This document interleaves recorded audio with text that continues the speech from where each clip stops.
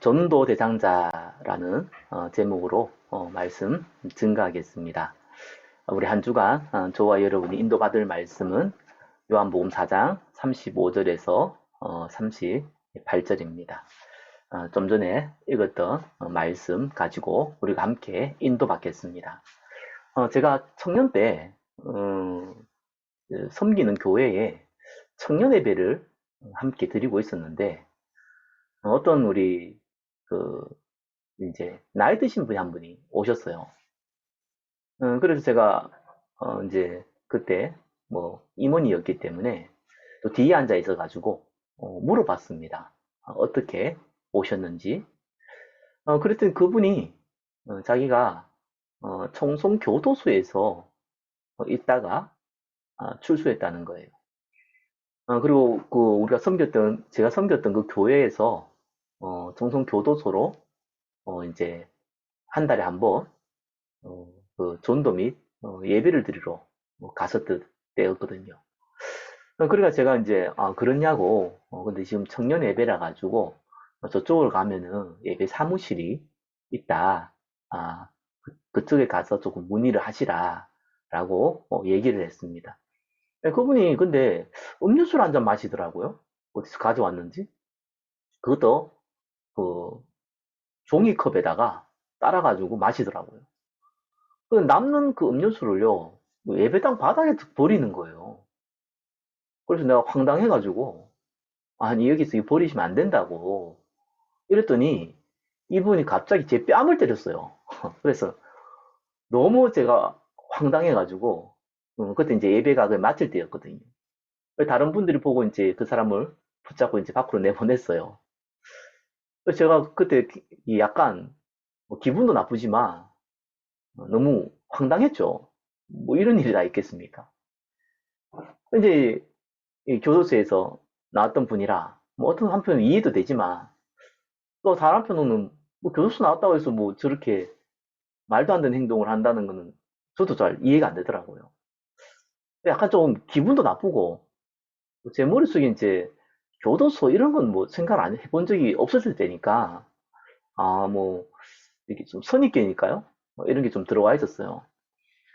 그리고 어느 날 제가 이제 교육자가 돼가지고 그 교회 섬기고 있었는데 이제 그 청송교도소 한 달에 한 번씩 전도하러 갔는데 저는 뭐 갈 이유도 없고 뭐 그저게 그 부르지도 않았으니까요. 근데 어느 날 한 번은 저보고 가서 메시지를 해달라고 요청이 왔어요. 뭐 그래서 갔죠. 갔는데 희한하죠. 그 생각이 나는 거예요. 청년 때 그 뺨 맞은 그 기억이 나는 거예요. 그냥 좀 황당하기도 하고 이상하게 가기 싫더라니까요. 사람이 참 희한하죠. 그리고 과거의 잠깐의 경험이 참 부정적인 인식을 갖게 만듭니다. 갔는데 뭐 처음 내가 이제 가봤어요. 그건 아무래도 이제 교도소라기보다는 이제 보호감찰소인데, 가가지고 이제 사람들이 오니까 이제 예배 드리러 오고 뭐 종교 행사 이렇게 하잖아요.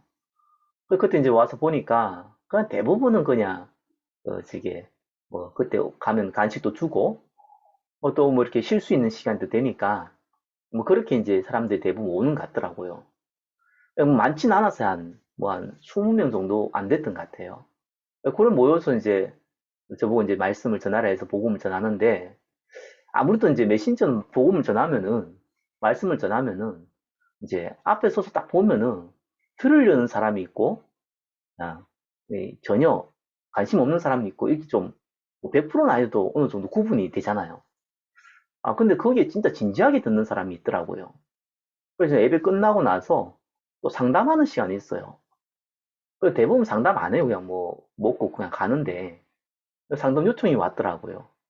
그럼 뭐 그때 제가 뭐 젊은 전도사고 한테 무슨 뭐 또 이렇게 그 상담을 할 수 있을까 이래가지고 만났는데 뭐 그분이 이제 자기 얘기 잠깐 하면서 복음에 대해서 다시 한번 묻더라고요. 그때 제가 좀 가지고 있었던 선입견요. 이거 진짜 완전 사라지는 좀 그런 뭐 중요한 시간이 되더라고요. 그래 어느 현장이나 이렇게 갈급한 사람들이 있고 정말 복음 때문에 준비된 사람이 있구나. 이런 것들은 당연한 상식인데도 과거의 작은 경험이 그런 기본적인 그런 메신저로서의 기대가, 하나님의 예비로 온 사람들에 대한 기대가 이런 걸 사라지게 만든다는 것을 조금 확인할 수도 있었습니다. 무속 사역도 제가 그 대학 청년 때 참 많이 했었거든요. 처음에 할 때 너무 조금 부담스러운 거예요. 아무래도 좀 무섭다. 이런 생각이 조금 들었거든요. 혹시 내가 이제 뭐 가가지고 뭐 이제 뭐 코로나 옮기듯이 귀신이 또 이렇게 괴롭힘 당하지 않을까? 뭐 이런 약간 두려움. 지금 이제 귀신 들린 이제 무당들이 무속인들이 되게 이상할 거라 이런 생각은 가지고 있었어요. 근데 이제 만나 보니까 그렇지 않구나. 이분들 일반적인 사람이구나. 다만 이제 영적으로 잡혀가지고 귀신의 종로를 타고 있구나. 좀 적나라하게 우상숭배하면서 이, 이 귀신을 섬기고 있구나. 그리고 참 불쌍하다. 이런 걸 조금 느끼게 됐죠. 근데 또 굉장히 완악한 사람도 많고요. 또 이제 무속인 중에는 막 굉장히 욕을 하고 막 진짜 뭐 잡아 죽일 것처럼 그렇게 달려든 그런 분도 계시거든요. 그런 것도 좀 보게 되고요. 그러다가 한 번은 이제 제가 그걸 조금 사역을 하고 어느 정도 뭐 20대 뭐 후반 정도 됐을 때 아니 이제 그 우리 좀 어린 청년학과 함께 이제 팀을 짜가지고 그 이제 무속인 집에 갔어요. 뭐 제가 몇 번 얘기 드렸던 거 같은데 가니까 남자 무당, 박수 무당이라고 그러죠. 나오는 거예요. 그래서 이제 우리가 이제 예수 믿는 청년들인데 우리 무속인 우리 지게 분이 너무 힘드실 것 같아서 우리가 좀 도와주러 왔다 이렇게 얘기하니까 자기가 몸이 너무 아프니까 가라는 거예요. 저는 뭐 가라면 가거든요. 굳이 뭐 안 받으려는 사람한테 굳이 막 내가 전달하려고 뭐 하진 않으니까. 게다가 그래도 아직까지는 그때는 뭐 무속인 전도 이런 부분들이 조금은 그래도 많이 부담스러웠을 때니까. 근데 이제 요 젊은 청년이 뭐 거기 걔는 대학생이었는데 아니 계속 얘기를 하는 거예요. 그냥 가자 이렇게 하니까 아니라면서 계속 복음을 얘기하려고 하는 거예요. 근데 내가 앞에 있었고 그 친구는 이제 제 뒤에 있었어요. 제 뒤에 있으면서 막 그 얘기를 하니까 이분이 약간 언짢으면서 내가 진짜 아프다. 제발 가라 이렇게 이러더라고요. 그나 가려고 했는데 친구 자꾸 안 가는 거예요. 그러면서 이 사람이요 잠깐 기다리라면서 약간 뭐 화난 표정인 건지 지금 시나면 화난 표정이 아니라 얼굴이 너무 이게 안 좋은 상태라 가지고 그런 이제 표현이었는지 모르겠는데 북으로 딱 들어가는 거예요. 그래서 저는 참 겁이 많아가지고 야 저 북 떠가지고 칼 가지고 오는 거 아닌가. 겁이 쑥 나오는 거예요. 나도 모르게 발이요 뒷걸음을 약간 치려고 해요. 근데 이 친구는 내 앞에 서면 되는데 자기는 또 계속 내 뒤에 있어요. 그래서 내가 좀 너무 당황스럽더라니까요. 근데 이 친구는 그 생각을 전혀 안 했던 것 같아요. 그러면서 이 사람이 딱 들고 나온 게 뭐냐. 뭐 자기가 암 걸렸다는 병원 기록서를 가지고 나오더라고요. 나 진짜 아프다 이거예요. 그래서 내가 참 이렇게 제가 선입견이 많구나 이런 걸 좀 확인을 하게 됐습니다. 그래서 보험도 못 전하고 일단 그 다음에 가봤는데 뭐 문 닫혀 있어가지고 뭐 주위에 물어보니까 뭐 죽었다고 하더라고요. 뭐 좀 이런 일들이 보면서 참 내가 생각하는 것과 또 현장은 다를 수도 있다. 결국은 내 선입견이 많은 것을 막을 수 있다라는 생각도 좀 해보게 됐습니다. 자, 오늘은 제목이 전도 대상자입니다. 이 예수님이 그 갈릴리를 갈 때에 유대 땅에서 갈릴리를 갈 때에 그때 좀 키울게요. 예, 이제 사마리아 땅을 지나가는 장면입니다. 자, 1번 보시면은 사마리아 여인과 대화하신 예수 그리스도에 나오죠. 사마리아 여인과 제자들의 선입견입니다. 자, 오늘 읽었던 본문은 그 이제 갈릴리를 갈 때에 사마리아를 거치는 장면인데 여러분 이스라엘 역사를 많이 들어보셨 보셨을 겁니다. 솔로몬이 우상 숭배로 말미암아 남유다, 북이스라엘 이렇게 나누어졌습니다. 그래서 남유다로 간 것은 12지파 중에 한 지파가 유다 지파잖아요. 그래서 남쪽은 유다 땅 하나가 다예요, 사실상. 유다 땅이 제일 크죠. 다른 지파도 있었지만 사실은 유다 지파가 유일했고요. 북쪽은 이제 나머지 지파들 다 합쳐놓은 겁니다. 그래서 북이스라엘. 어쩌면 지파의 개념으로 보면은 11대 뭐 1 정도로 될 만큼 북이스라엘은 예, 지파가 많고 컸습니다.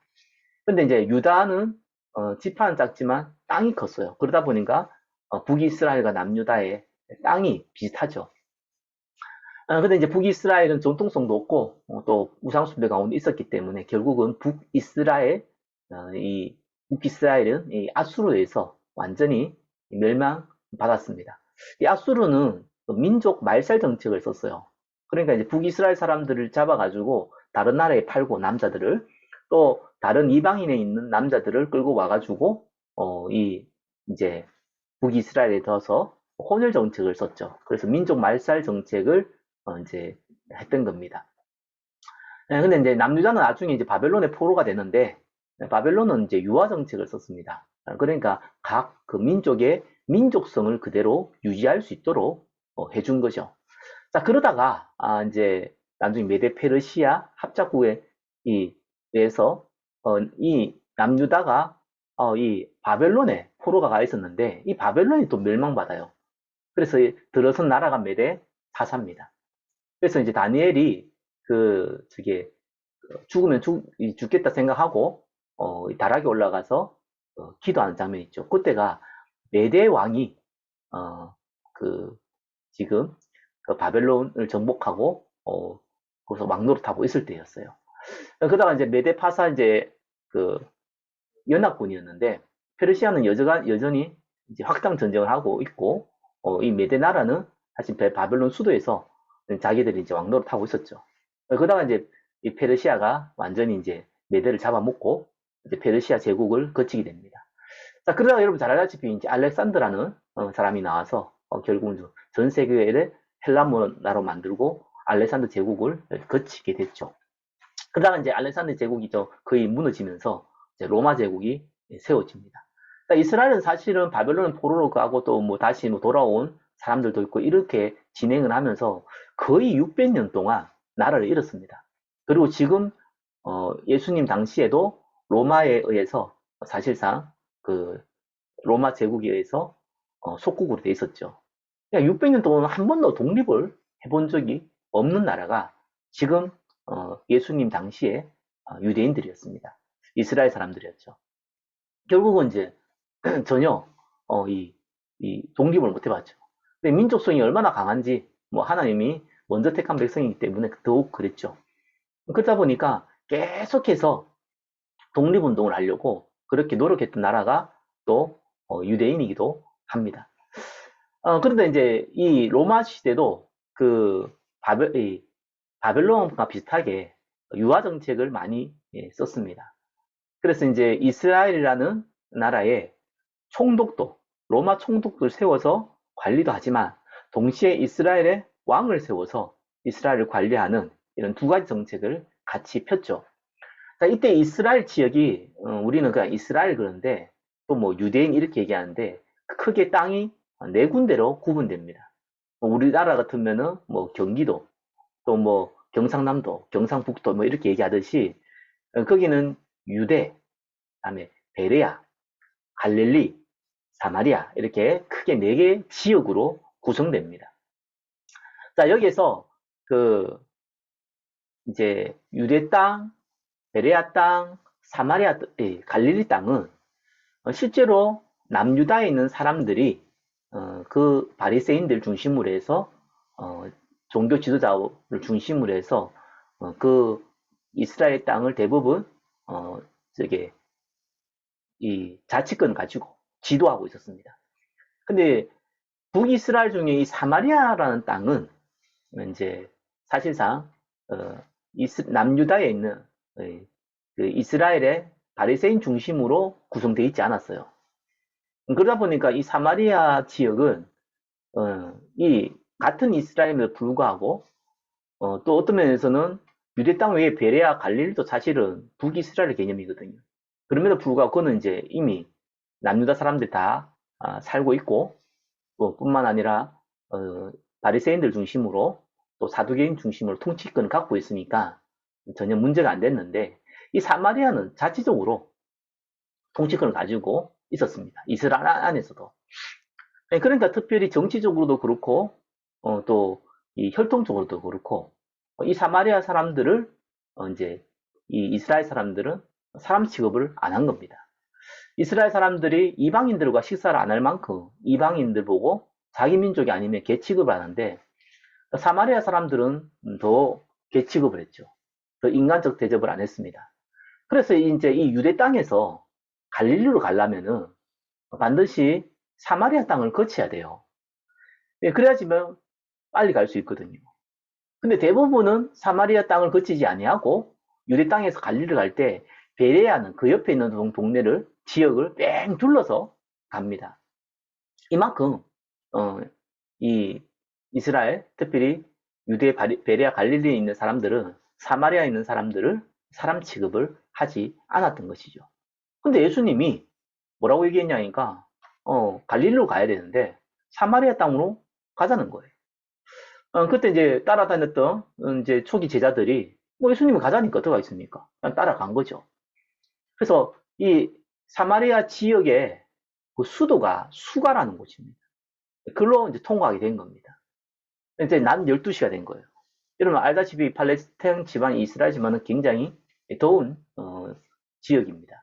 낮 12시 같은 경우는 거의 뭐 너무 햇빛이 강해서 사람들이 거의 생활할 수 없는 그런 상태입니다.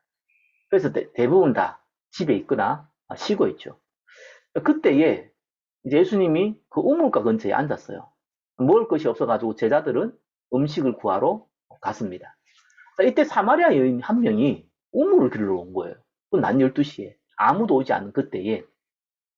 그래서 예수님이 물 한 잔을 달라고 얘기했어요. 그때 사마리아인이 뭐라고 얘기했냐니까, 어찌해서 당신은 유대인인데 나의 이 사마리아 여자인 나에게 물을 달라 합니까? 라고 이렇게 묻죠. 예수님이 사마리아인인지 유대인인지 뭐 어떻게 구분했는지 몰라도 일단은 사마리아인이 아니라는 것은 뭐 알았던 것 같아요. 그래서 이제 이 유대인들은 사마리아 사람들과 상종을 안 하는데 어찌 내게 물을 달라고 합니까? 라고 질문을 했습니다. 제자들도 나중에 돌아와가지고 예수님이 이 사마리아 여인과 대화하는 걸 보면서 이상하게 여겼다고 나오죠. 다만 무엇을 구합니까? 어찌해서 이분하고 이 사람하고 얘기합니까? 그렇게 이제 묻는 자는 없었다. 뭐 대놓고 말 못할 뿐이지 이해가 안 간다. 지금 그런 상황입니다. 그게 이제 사마리아 여인들과 또 여인과 또 제자들이 갖고 있었던 사실상 선입견이었습니다. 우리가 저와 여러분들이 우리가 뭐 이 사람의 나이, 뭐 성별, 또 이 사람이 어떠면은 가지고 있는 뭐 이렇게 그 배경, 또 뭐 직업, 또 장애 뭐 이런 걸 가지고 우리는 선입견을 바라보고 볼 수 있어요. 제가 소득에 있듯이 선입견이라는 게 무섭습니다. 그러면 우리가 하나님이 우리 보고 빛이 되라가 하지 않고 빛이라 그랬고요. 소금이 되라고 한 것이 아니라 소금이라고 했거든요. 근데 빛이 그 빛을 비추지 못하고 소금이 그 맛을 잃으면 밟힌다고 얘기했죠. 근데 어디에 우리가 빛으로 쓰임 받고 어디에 우리가 소금으로 쓰임 받는 거는 하나님이 정해놨어요. 문제는 우리가 아니라고 얘기하면 곤란하죠. 그래서 우리가 선입견을 할 때는 특별히 우리는요, 이 세계복음화의 전도자로 부름받았기 때문에 다른 선입견을 바라보고 사람을 바라보면 안 됩니다. 물론 우리가 구분은 해야 되지만, 그럼 구분하는 것은 어떤 면에서는 중요한 일을 하기 위해서 그런 것이지, 우리가 복음받을 모든 사람들은요, 이 선입견을 가지고 바라보면은 안 된다는 거죠. 자, 이때에 사마리아 여인이 과 이제 예수님이 대화를 했는데 1번에 2번이죠. 이 사마리아 여인이 중요한 이 답을요, 예수님 통해서 얻습니다. 근데 그 전에 중요한 것이요, 이 사마리아인이 이 복음을 받을 만한 자세가 돼 있었다는 거예요. 근데 하나님이 예비된 사람이죠. 예수님이 여자에게 뭐라고 얘기했냐니까요. 그 예수님이 사마리아 여인이 예수님께 이렇게 질문했습니다. 우리 조상들은 이 산에서 예배했는데 당신들의 말은 예배할 곳이 에루살렘에 있다 하더이다. 이렇게 물었죠. 그때 예수님이 뭐라고 대답했습니까? 내가 누구인 줄 알고 네가 나에게 구했을 것이고 내가 누구인 줄 알면 네가 나에게 구했을 것이고 나는 너에게 생수를 줬을 것이다. 이러면서 생수에 대해서 말해주죠. 이 생수 마신 자는 목마르지 아니하고 또 이 물은 또 그 속에서 영생하도록 솟아나는 샘물이 되리라 이렇게 얘기했죠. 그때 이제 그 사마리아인이 나에게도 그 생수를 주십시오라고 얘기했습니다. 단순하게 지금 목이 말라가지고 물 달라 이 말이 아니죠. 뭔가 당신이 가지고 있는 특별한 생수가 있다면은 내가 너무너무 갈급하니까 그걸 좀 채워달라 이런 얘기입니다. 네, 이때 예수님이 중요한 얘기를 하나 꺼냅니다. 그게 뭡니까? 네 남편을 데려와라. 사마리아 이 여인이 가장 큰 아킬레스건이기도 하고 또 가장 갈급한 거기도 하고 가장 고통스럽기도 한 것이 뭡니까? 남편의 문제였어요.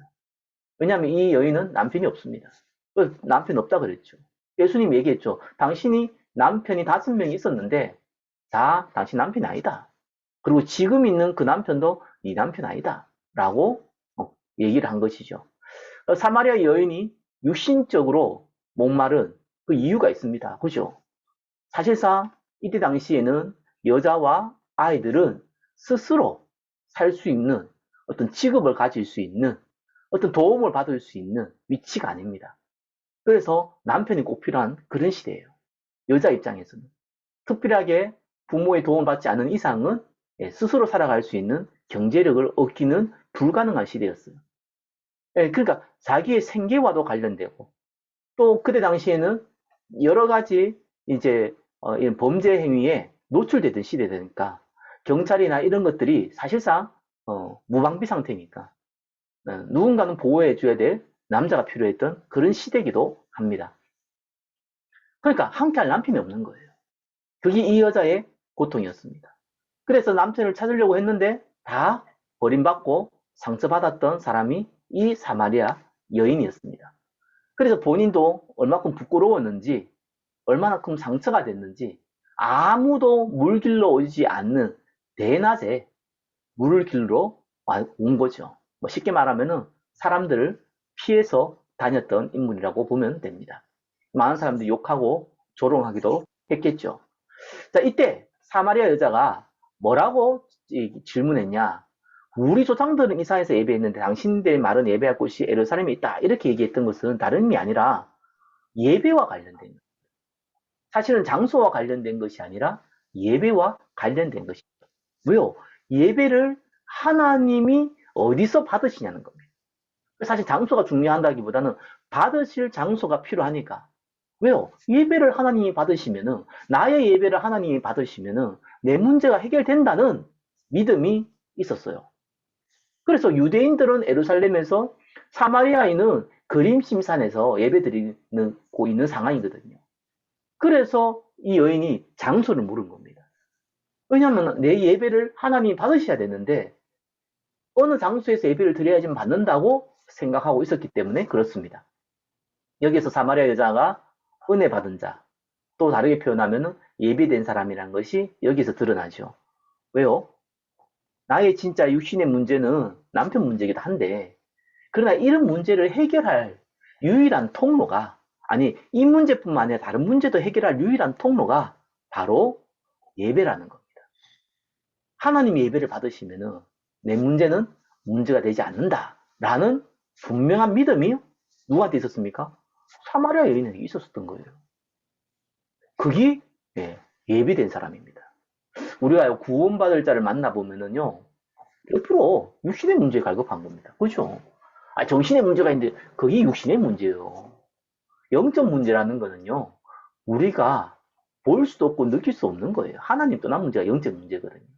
근데 이 영적 문제가 결국은 육신의 문제로 드러날 때 고통으로 드러날 때, 그게 정신으로 다가오든지, 뭐가 보이든지, 뭐가 들리든지, 아니면은 뭐 육신의 뭐 암이라든지 이런 질병을 다가오든지 간에 이게 육신의 고통으로 다가오거든.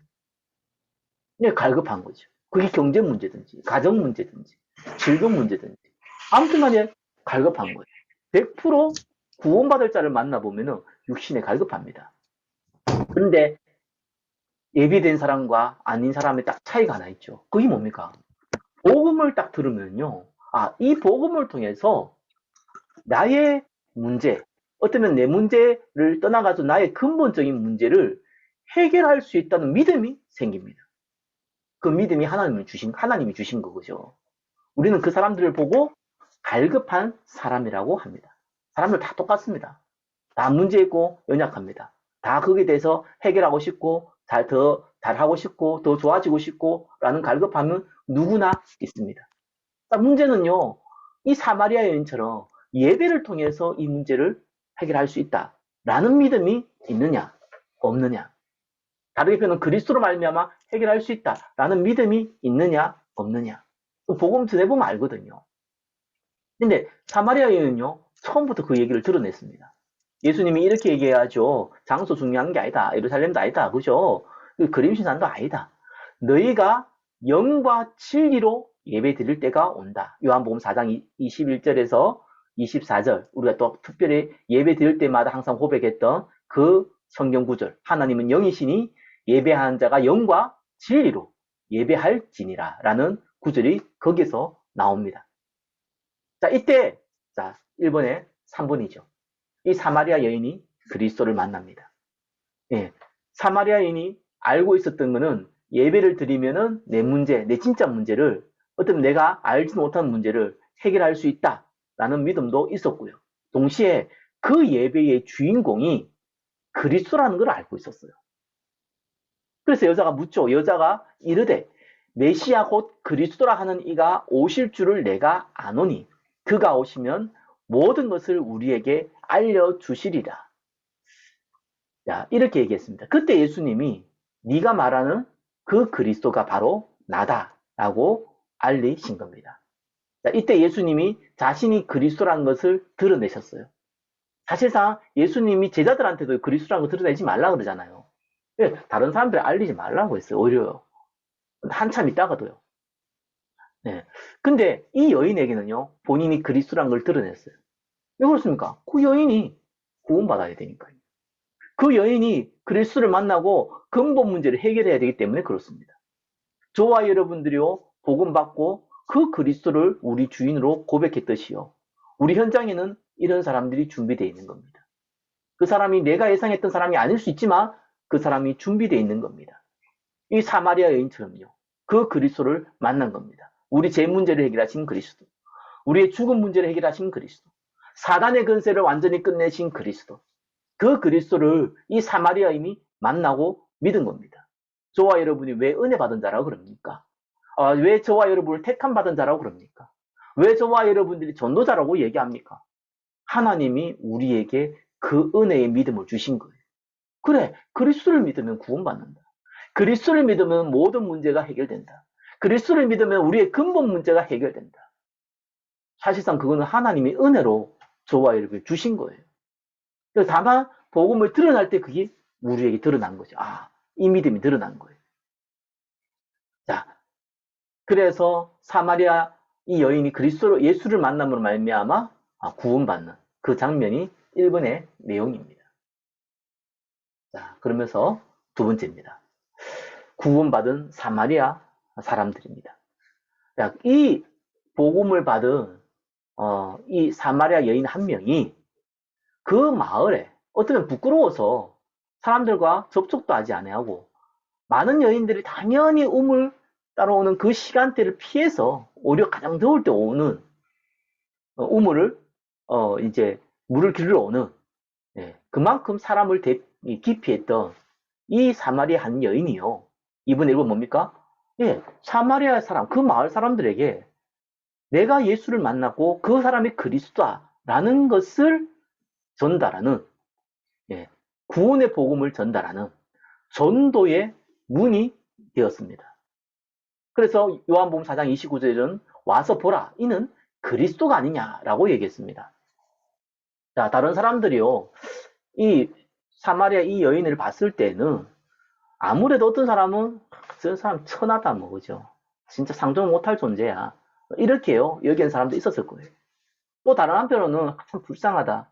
어떻게 해야 저 사람 인생이 저리 됐을까? 이렇게 여기는 사람도 있었을 겁니다. 어떤 면은 그만큼 멸시받기도 하고요. 뭐 멸시 안 받는다고 해도 인정받지 못하고요. 손가락질 받는 그런 사람이기도 합니다. 또 불쌍히 여겨지는 사람이기도 합니다. 근데 한번 보세요. 이 여인이 복음 받고 나니까 2분의 2번이죠. 한 명을 통해서 수많은 사마리아 사람들이요 복음 받게 됩니다. 이 한 사람이 변화되니까요 그 파급 효과가 어마어마한 거예요. 어쩌면 올바르게 살고 있는 사람이요 변한 것보다 오히려 문제가 다른 사람 볼 때도 좀 많아 보이는 사람들이 이 복음 받을 때 이 퍼지는 이 여파가요 훨씬 큽니다.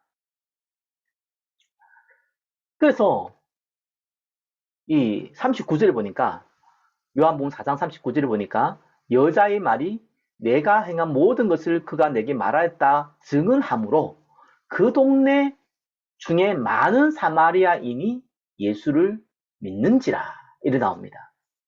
하나님께서요 고린도서 1장 27절에 29절에 보니까 세상에 미련한 자를 택하고 또 그래서 지혜 있는 자들을 부끄럽게 하시고 세상에 약한 자들을 택하고 강한 것들을 부끄럽게 하시고 세상에 천한 것들과 멸시받는 것과 없는 것들을 택해서 있는 것을 폐하려 한다. 왜요? 아무 육체도 하나님 앞에서 자랑하지 못하게 하려 하심이라 이렇게 나와 있습니다. 이 전도와 선교의 관점을 보면은요 사실상 연약한 자가 사실상 또 다른 사람 볼 때에 이 약한 사람들이요 또 멸시받는 자들이요 이 복음 받을 때 전달되어지는 그 여파는요 다른 사람들보다 훨씬 큽니다. 그래서 사각지대라고 우리 흔히 얘기하죠. 어쩌면은 복음이 더할 수 있음에도 불구하고 복음이 더가지 못한 나의 현장, 또 나만의 현장, 우리들의 현장. 거기에 하나님이 예비한 큰 전도의 문이 숨겨져 있음을 믿으시기 바랍니다. 우리 교회는요, 작은 교회죠. 뭐, 작은 교회의 장점이 있습니다. 또 단점도 있을 수 있겠죠.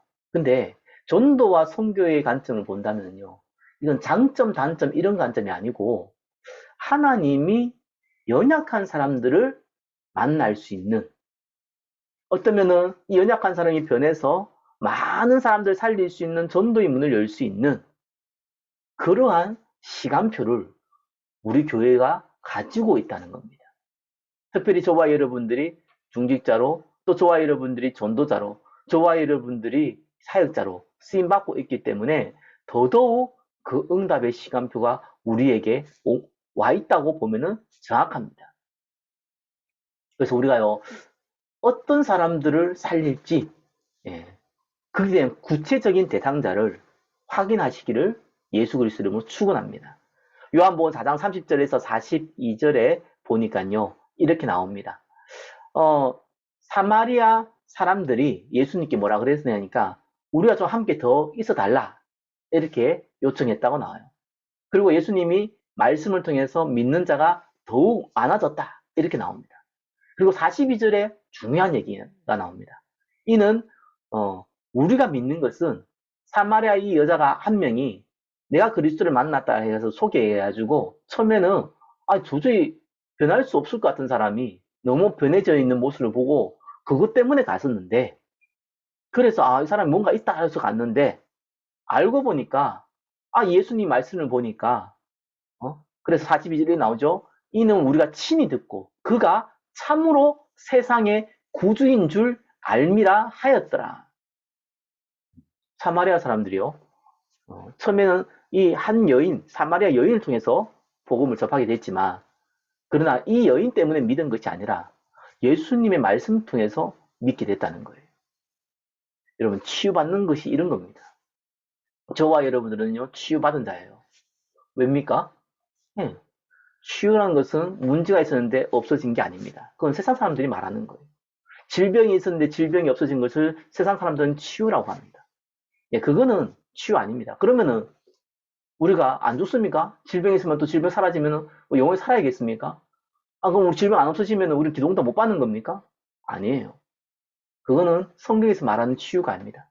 성경에서 말하는 치유는 모든 사람은 문제 있고, 시간표에 따라서 갈등도 있고, 위기도 있고, 다 있게 되어 있습니다. 다만, 이 문제를 가지고 내가 해결하고 인본주의를 쓰느냐, 아니면은 이 문제를 가지고 그리스도 앞에 나가느냐, 그 차이입니다. 치유받은 자는 나의 문제를 들고, 또 내가 응답받은 걸 가지고 그리스도 앞에 가지고 가는 겁니다. 그 사람이 치유받은 자입니다. 우리는 그 치유받은 자를 보고 제자라고 합니다. 영적 문제가 없는 자가 아닙니다. 그 문제를 가지고 그리스도 앞에 가져갈 수 있는 자입니다. 그 사람을 보고 우리는 치유받은 자라고 합니다. 우리는 그 사람을 보고 제자라고 얘기합니다. 제자는 그리스도를 의지할 수 있는 사람입니다. 예, 어떤 사람은 제자같이 보이는데요. 제자 아니에요. 자기의 규모, 실력, 자기의 능력을 의지합니다. 제자 아닙니다. 불신자입니다. 어떤 면에서는요. 예, 구원받았다 하더라도 불신자 상태입니다. 아, 이 사람은 규모도 없고, 생활 습관도 엉망이고, 여전히 뭐 버릇도 없고, 여전히 뭐, 문제도 많고, 그 사람은 뭐 엉망이야. 아닙니다. 그 사람이 그리스도로 의지할 수 있다면 그 사람은 제자입니다. 사람요, 습관, 행동, 그리고 배경, 사실상 거의 잘 안 변합니다. 어떻게 변하기도 어려울 수도 있습니다. 근데 그건 중요하지 않습니다. 하나님께서 그렇게 허락했기 때문에 그렇습니다. 아니, 누가 가난해지고 싶어서 가난한 사람이 있습니까? 아니, 누가 능력이 없고 싶어서 능력이 없겠습니까? 아, 이 사람 넌 노력 안 해서 그렇지. 여러분요, 노력도 하려고 해도 안 되는 사람은 많습니다. 그게 영적 문제예요. 그것도 마음대로 안 돼요. 하면 된다, 할 수 있다고 얘기하는 사람은요, 그거 할 수 있는 의지를 본인도 모르게 선물로 갖고 있어요. 달란트를 갖고 있어요. 본인만 몰라요, 사실상. 근데 그것도 없는 사람은요, 안 돼요. 그래서 하나님이 은혜를 주시면 바꿀 수 있다니까요. 이게 하나님의 창조의 능력이 아니면 불가능한 거예요. 저와 여러분들이 그리스도의 제자로, 진짜 은혜 받은 자로, 그리스도를 의지하는 자로, 전도자로 부르심을 믿으시기를 바랍니다. 부르심을 받았다는 것을 믿으시기 바랍니다. 자, 오늘 어떤 본문이 2번에 3번에 나오죠. 전도에 대한 예수님의 해석입니다. 뭐라고 나옵니까? 요한복음 4장 35절에서 38절에 이렇게 나와요. 예수님이 뭐라고 얘기했냐니까 너희는 넉 달이 지나야 추수할 때가 이르겠다 하지 아니했냐.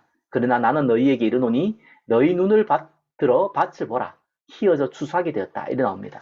자, 이건 하나의 속담으로였어요. 사람들이 추수할 때, 농사를 짓고 추수할 때를 고대한다, 기대한다는 그런 의미거든요. 그럼에도 불구하고 너희는 지금 하나님께서 영적인 추수하는 데에 대해서는 전혀 기대하지 않고 있다. 이 말이거든요. 이 말입니다. 지금 추수할 때 이르겠다고 이렇게 당연히 몇 달 있으면 이제 추수할 거지 이렇게 기대하고 있는데 지금 영적으로는 다 추수할 때가 됐는데도 불구하고 그거를 보지 못하고 있다. 이런 말입니다.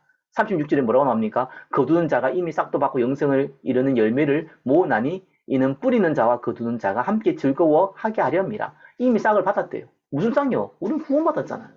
우리는 영생을 받았어요. 우리는 그리스도와 함께 모든 것을 받은 겁니다. 이 받은 자가 또 이와 같은 축복을 받을 자를 찾는 거예요. 그래서 거두는 자, 뿌리는 자 다 즐거워한다고 합니다.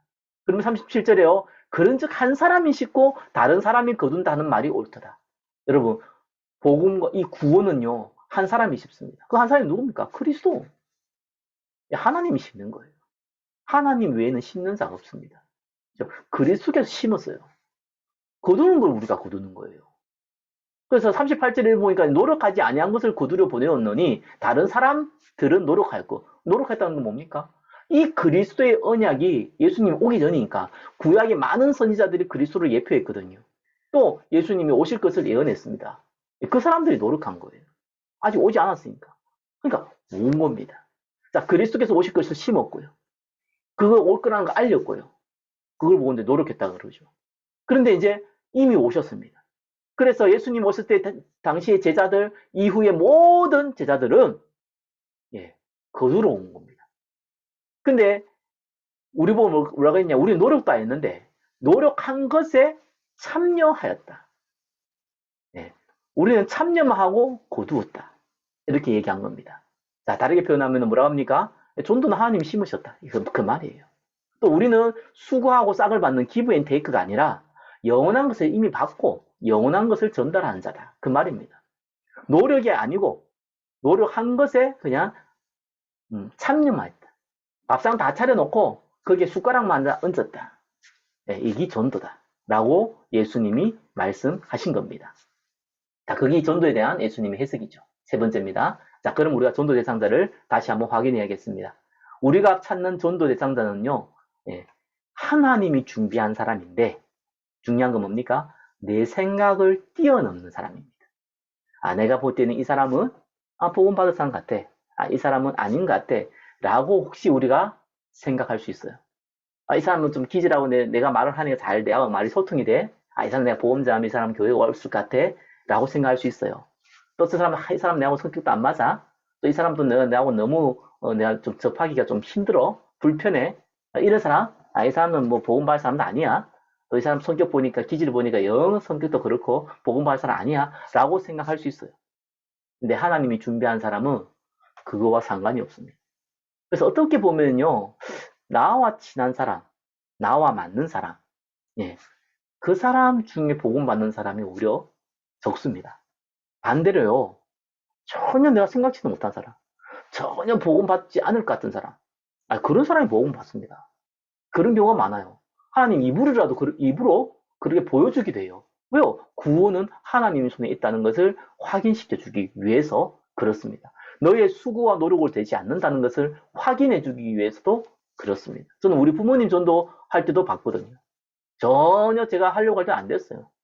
하나님 하시는 거 간단하더라고요. 한번 내가 학원 가서 전도를 갔는데, 아니, 거기에 있는 직원이, 뭐, 이렇게, 원장님 계시냐 했더만, 원장님 수업하고 있다. 이러더라고요. 그렇구나. 그럼 잠깐 기다리라는 거예요. 아니, 학원의 원장이 수업하고 있는데, 그거 문 두드려가지고, 아니, 저게, 뭐 목사란 분이 왔다고. 이렇게 소개를 해가지고, 저를 만났어요. 내가 되게 미안하더라고요. 수업하고 있는 사람 나와가지고요. 그리고 제가 얼마나 민망합니까? 뭐, 특별하게 그분이 뭐, 섬기는 교회도 아니고, 그분이 어느 교회 장로더라고요. 아니, 그러면 내가 얼마나 미안합니까? 근데 그 직원이 몰라서 그런 거예요. 너무 수수해가지고, 그냥 막 전달을 한 겁니다. 근데 이분이 나와가지고요. 뭐, 오히려 수업 잠깐 멈추고 나와가지고요. 저한테 물었어요. 교회 뭐, 목사님이시냐? 어떻게 전달하고 오셨냐면서. 근데 자기가 진짜 그, 어, 조금 꼭 연결해주고 싶은 사람이 있다는 거예요. 근데 그걸 놓고 좀 자기가 굉장히 마음이 불편했는데, 지금 내가 목사님 왔다는 얘기 듣고, 하나님 지금 나 부르신 것 같아가지고, 지금 나 수업 잠깐 멈추고 나왔다면서 얘기하더라고요. 그래서 그 사람 만났는데 그 사람이 제가 귀신 들린 사람이었고, 제가 고친 첫 번째, 완전히 진짜 치유받은 첫 번째 사람이었거든요. 이렇게요, 전혀, 어떠면은 내 생각은 다르게, 어떤 사람 만나면요, 전혀 진짜 좀 사람이 좀 무서워 보이고요. 이상한 사람 같이 보였는데, 보금처럼 받는 사람도 있고요. 어떤 사람 너무 잘 듣는 척 하고요. 너무 또 예의 바른데요. 전혀 보면 안 되는 사람도 있고요. 우리 생각을 뛰어넘습니다. 그러면서 두 번째 뭡니까? 그럼 그 사람 어떻게 찾습니까? 간단해요. 복음 말해보면 알아요. 심지어 저는 진짜 무용고 전도할 때에는 교회 다니십니까? 라는 질문만 해봐도 알아요. 반응이 있거든요. 복음에 반응한 사람이 있습니다. 그 사람이 갈급한 사람이. 아무리 육신이 갈급해도 복음에 반응 없는 사람이 있습니다. 그럼 갈급한 사람 아닙니다.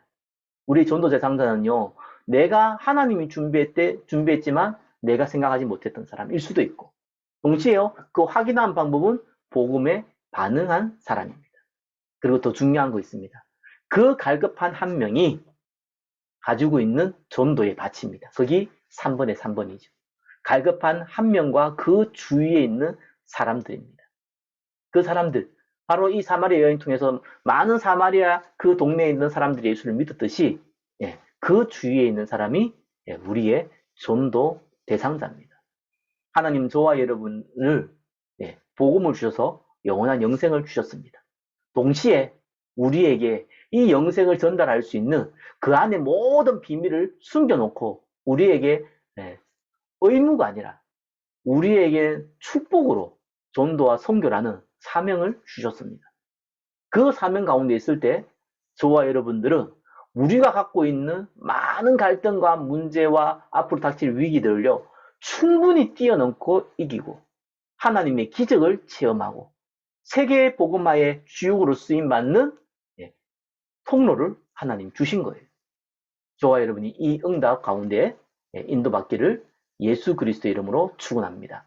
이와 같은 많은 축복된 사람들 만나기를 예수 그리스도 이름으로 축원합니다. 기도하겠습니다. 하나님 감사합니다. 우리에게 이미 예비하신 참된 전도 대상자들을 이미 준비해 놓으셨사니 그들을 살릴 수 있는 응답의 문들을 허락하여 주시고 이를 두고 함께 기도할 수 있는 축복을 허락하여 주옵소서. 그리스도 대신 예수님의 이름으로 기도드립니다. 아멘.